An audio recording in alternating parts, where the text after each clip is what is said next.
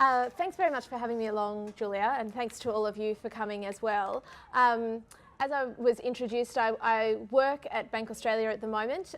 Banking is a somewhat new endeavour for me and something I frankly know very little about. Happily, other people who work at the bank do know a little bit about banking, so if you bank with Bank Australia, you are fine, no need to panic. Rather than having developed an extensive knowledge of banking, I have developed an extensive knowledge of climate change action in this country, having worked as a climate activist in Australia over the last 12 years, and I'm now the chair of the Climate Action Network of Australia, which is kind of the closest thing that the environment movement has to a peak body. We are a place where entities and organisations from the environment movement, unions, faith movement, health groups, a range of different organisations come together to strategise, build power and actually see how we can collectively work together to shift the dial on action on climate change in Australia. We've seen a really significant change in the debate and in community activity and power structures responding to climate change over the last 12 years. It's been quite a phenomenal shift, and it can very easily, we've seen quite a number of changes in power structures and how communities and entities and organisations and institutions are responding on climate change in that period of time. And just picking up on some of the comments that were made earlier by Nick, one of the questions was, how do we organise ourselves, how do we communicate, and how do we act urgently? I mean, those actually hit the nail of the key areas of response that we are seeing and wanting to see from various parts of our society. When this issue first really came to the fore about 12 years ago, so we're talking 2006, 2007, we've had the Millennium Drought, and that was a real catalyst. That happened at exactly the same time as Al Gore's film came out about climate change. We saw a massive groundswell of support for action on climate change in Australia at that point in time. Our mistake was believing it. That energy was there, absolutely it was there. We saw it in polling, we saw it in communities, we saw it in rural women's networks getting active and deeply concerned about their husbands killing themselves because of the impact of the drought in their communities. We started seeing increased bushfires. We saw new local community climate action groups forming all over the state and all over the country. It was a really significant time and a complete step change in what had been a disparate group of environmentalists, really, calling for action, with some bits of leadership in different parts of the community, but all of a sudden this took off. This was an issue for the whole of community to start dealing with. But it was incredibly broad, but incredibly shallow. And that was something we didn't note or really respond to in the way that the community then responded and governments then looked to respond to climate change.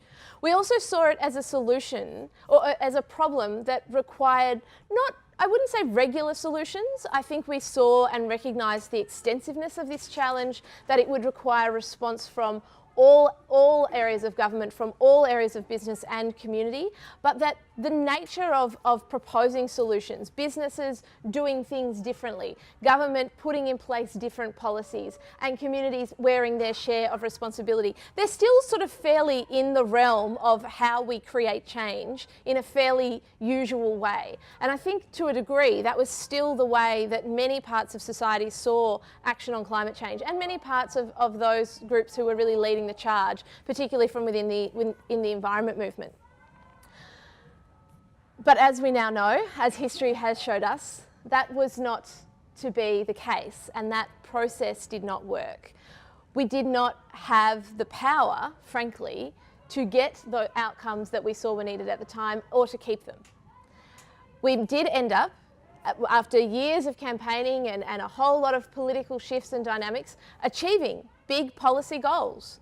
We got a carbon price, we got a renewable energy target, we got the infrastructure to completely change the energy system in place in Australia. And in an Australian context, we know that energy is the number one challenge that we needed to be dealing with. And yet we weren't able to keep that infrastructure. And even if we had, it certainly didn't go to the heart of the problem, the structural inequalities and the structural problems that are sitting at the heart of climate change. That policy suite would never have got to those pieces.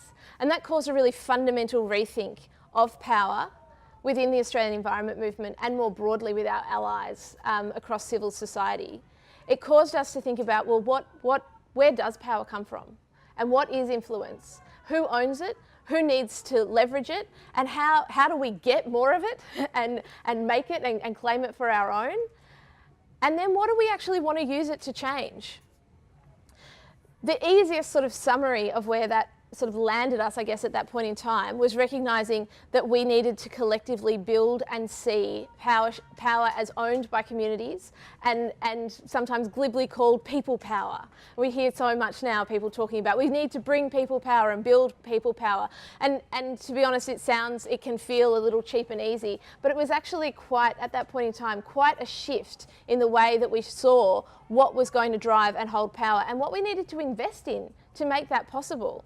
To actually decide we need to stop investing in relationships in Canberra or on Spring Street and invest in building community organising infrastructure and invest in talking to different communities and invest in the communication strategies that will reach different people in different ways. It's not just glib lines, it's actually a completely different strategy and investment approach and change to the way you see your role and your influence.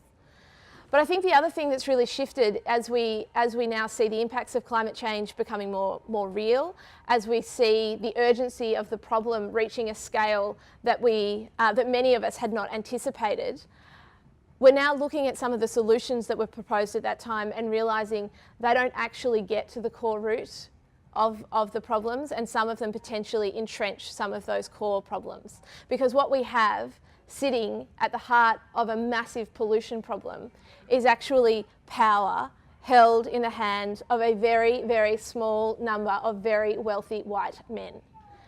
And that touches to the very heart of the problem that is underlying climate change. This is a structural power problem.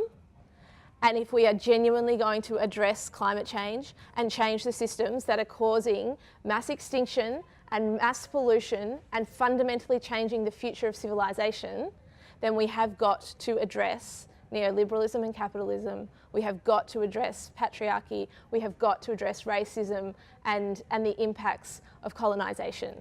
They are at the heart of how we must respond to this challenge going forward. So that really forces us to then rethink what is the power that we bring and what is this when we talk people power and we talk communities and community organising. What communities? And organising for what and how? And what does leadership look like in that context?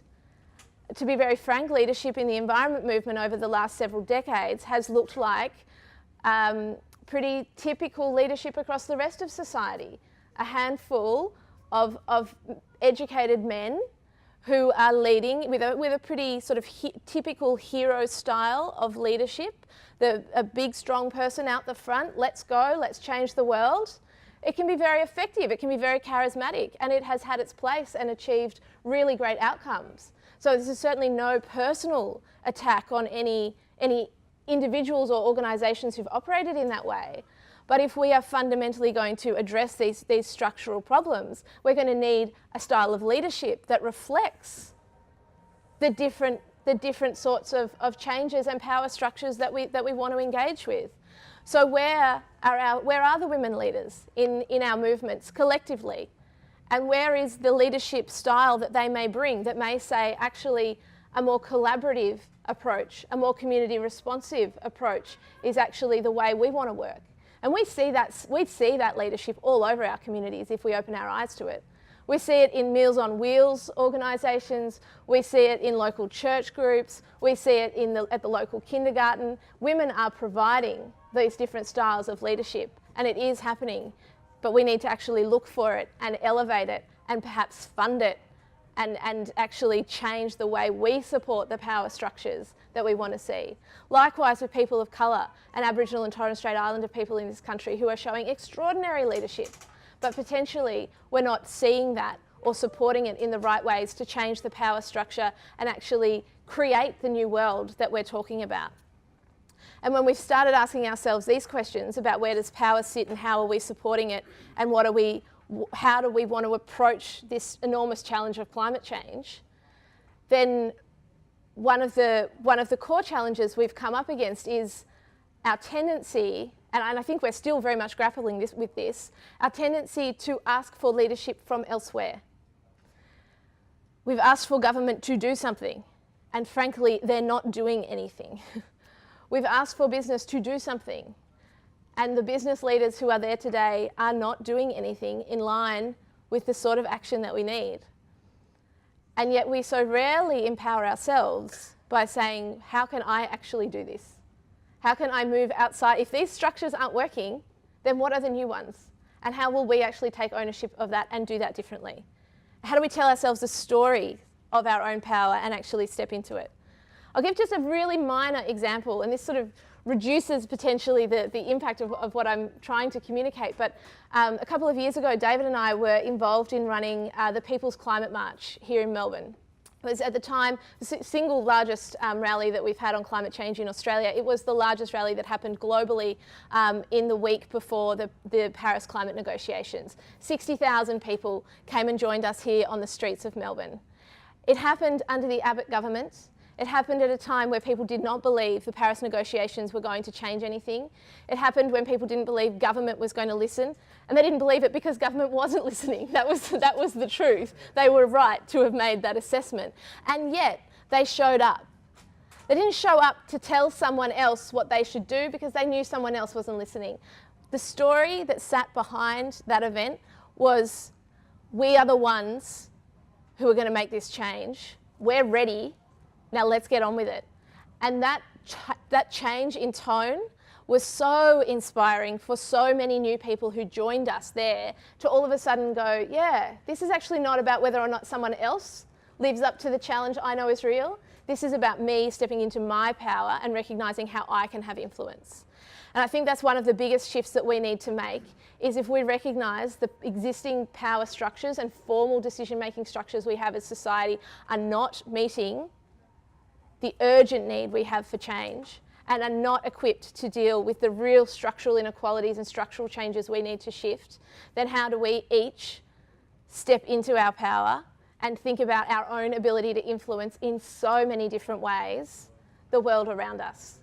Because we have power with every decision we make, with every time we spend money, every time we enter a room of people, every time we have a conversation, every time we go to work. We are making active choices about what we're doing with our time, our energy, our money, our relationships, our influence. And are we actively stepping into that to change things for the way that we see need to be addressed? These are really big challenges for us, and it sometimes feels counterintuitive to start talking about our individual power, because we spend so much time talking about the collective power that we need to bring. But the collective is only a group of individuals who step up and say, I want to work together. And so even doing that, even taking that collective action is us stepping into our power and making that happen and facilitating the space for others to step into it, facilitating the space for others to lead within it, particularly people who might not look like us or who come from different backgrounds and who might bring that different style of leadership and that different assessment of the structural challenges that we're dealing with.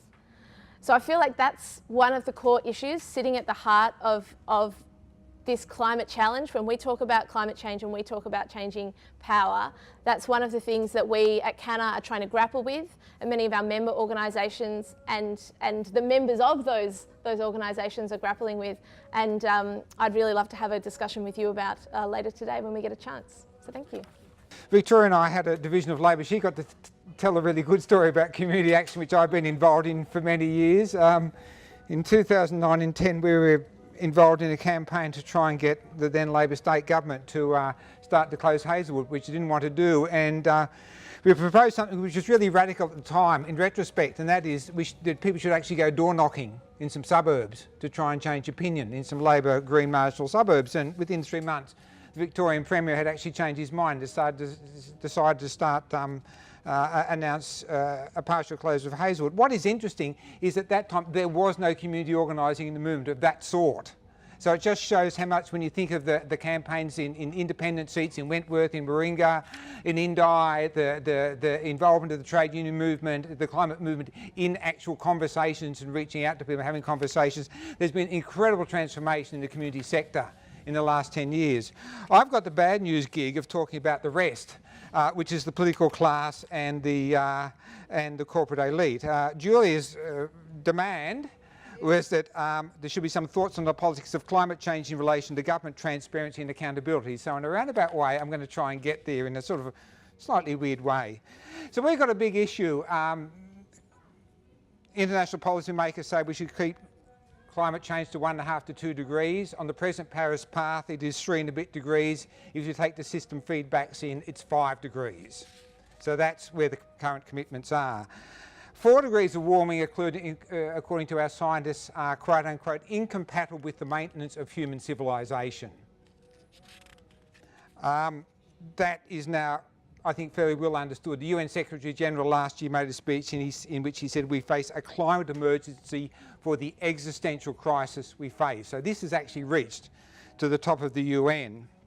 And what do we mean by existential crisis? Well, a few years ago some scientists said maybe 1 billion people left on the planet of the 7 we have now, and the 9 was destined for by 2050.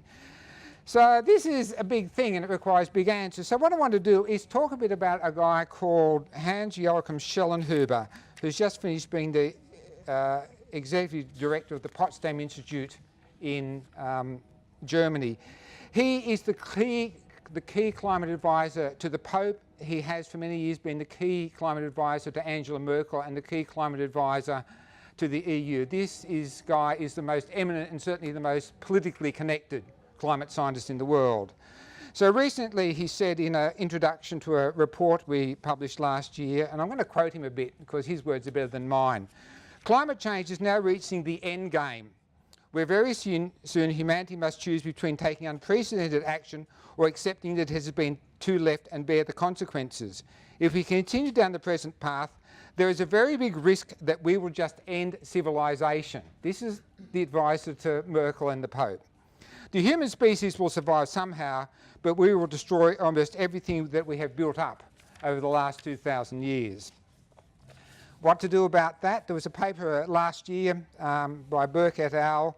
In which they argue, and I think this is just about right, and I quote, "Only a drastic economy-wide makeover within the next decade would avoid the transition of the Earth system to conditions that prevailed 3 million years ago, where temperatures were 3 degrees warmer and sea levels are 25 metres higher."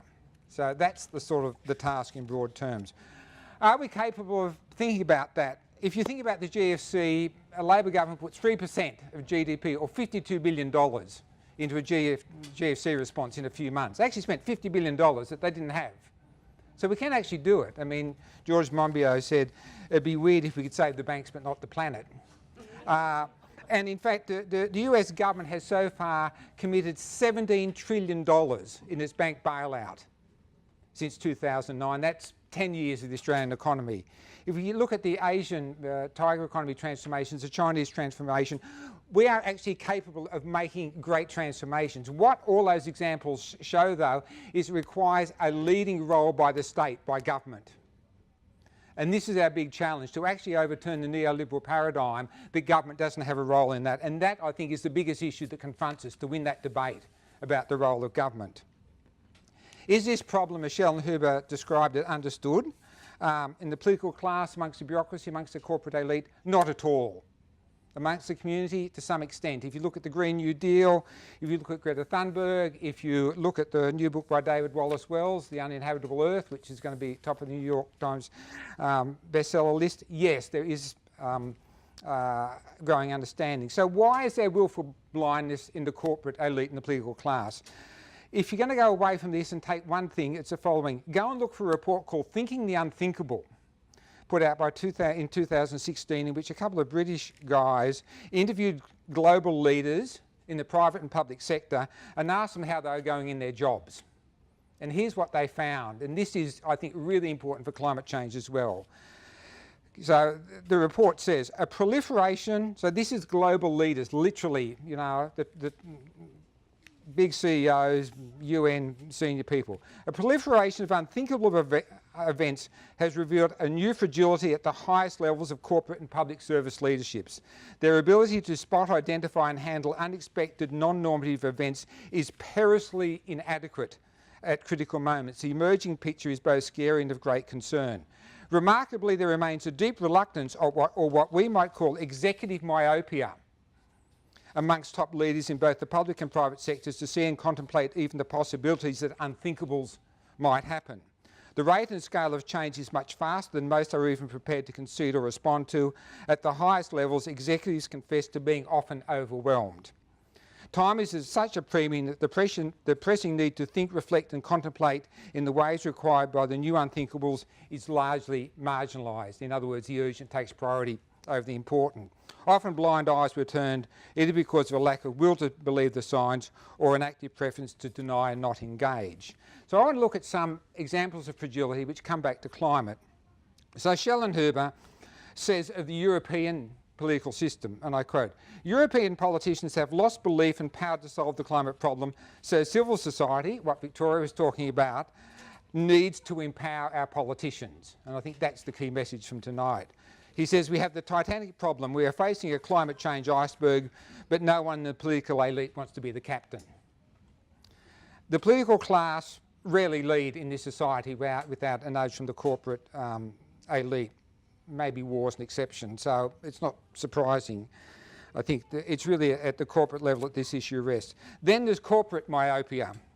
Little or no leadership on climate in response to what's now an existential threat to our existence. The only substantial action is in fact coming from the disruptive industries, the new clean industries.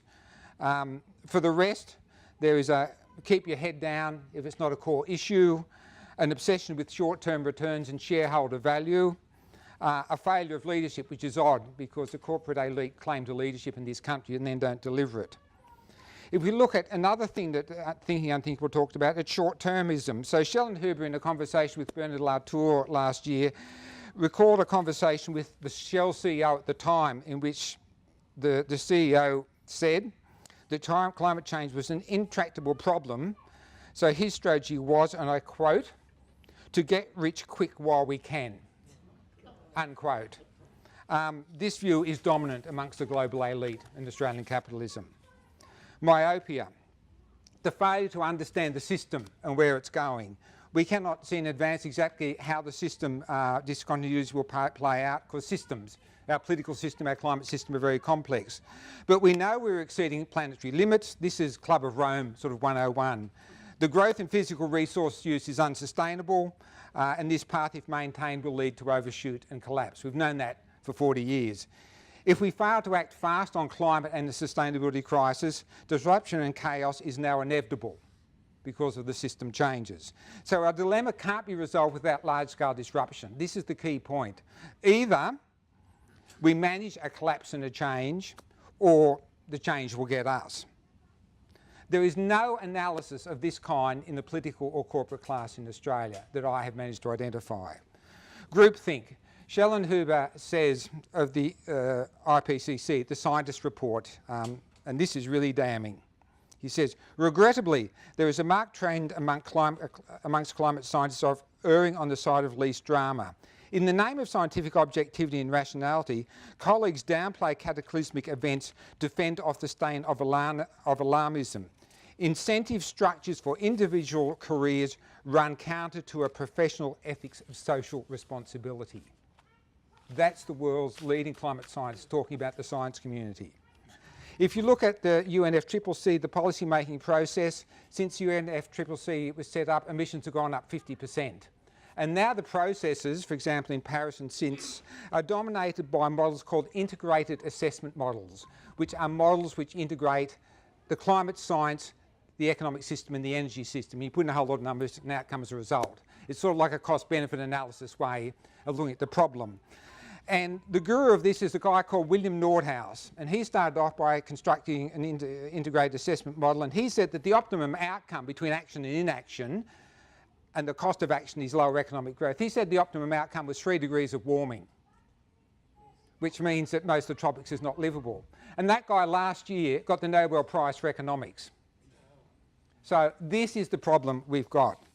There's also the failure of imagination, or a term that was phrased in part after when the 9/11 inquiry said, how did US intelligence not see this thing coming? How did you not see it coming? I spent some time in the area of climate change and national security, or what I would call human security, which I think is important because ultimately climate change gets expressed in the breakdown of nations, relations between nations and within nations. We've seen that in Syria, in the Middle East and North Africa and across the Sahel already. This human security framing has great vulnerability for conservatives and denialists if our side could understand it, because the conservatives claim to want to protect the people, but on climate change they fail. On the real security issue they fail. My conclusion, having worked in this area for the last couple of years, is that the Canberra bureaucracy is not fit for purpose on climate change, outside the Department of Defence and emergency services who are. And I want to explore that a little bit. I'm thinking of doing a long report called about the failure of intelligence in Australia. Because when you think about it, government thinking on threats and risks is driven by the intelligence community. The intelligence community says, here are the threats, here are the risks. They go through the intelligence hierarchy to prime ministers, out to all the departments and through the minister's office. If the intelligence community doesn't say that something's a risk, then the government and minister's office won't think it's a risk. And here's the problem.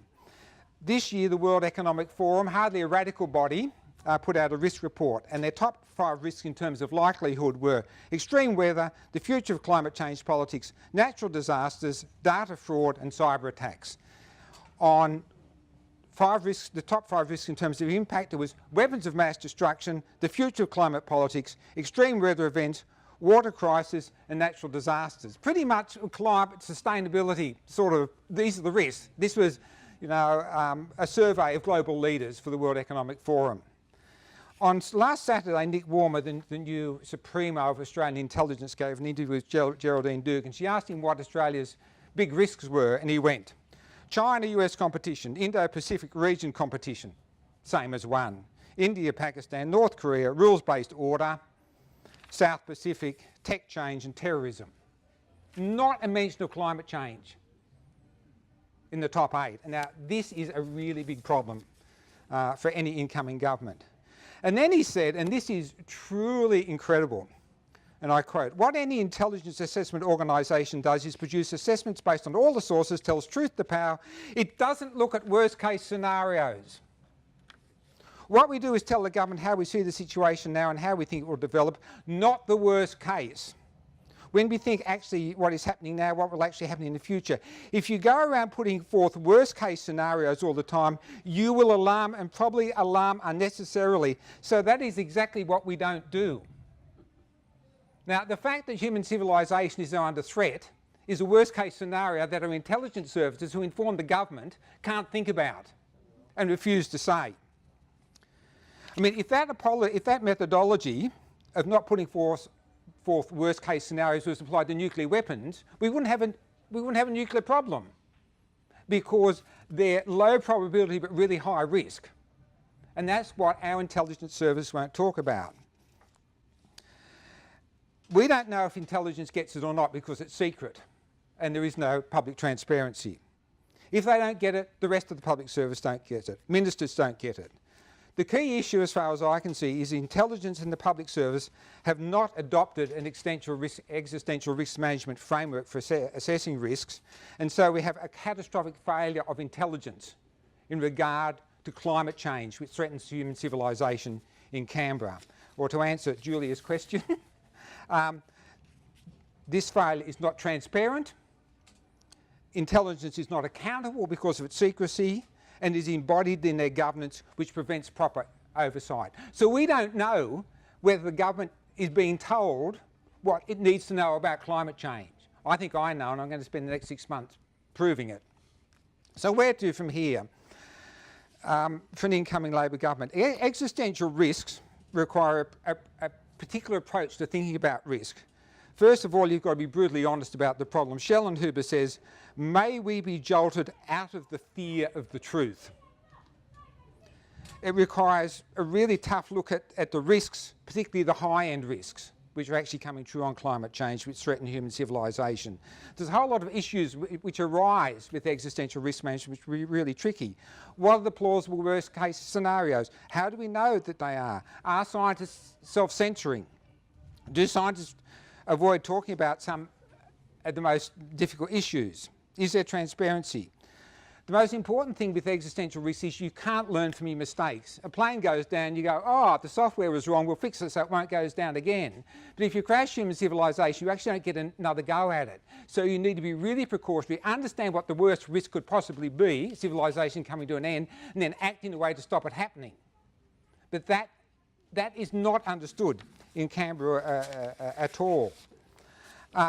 So the final question is, are these methods being looked at by the public service, by political analysts, by Minister's Office, by advisors, by intellectuals in Australia, by corporate sector in Australia? Nick's nodded no 4 times already, and he's got the answer right. The answer is or no, or we don't know because these processes are secret. There is no accountability. We do not know whether the government is capable of understanding the issue of climate change. We do not know. The real challenge for an incoming government is to make the Australian public sector fit for purpose in this issue.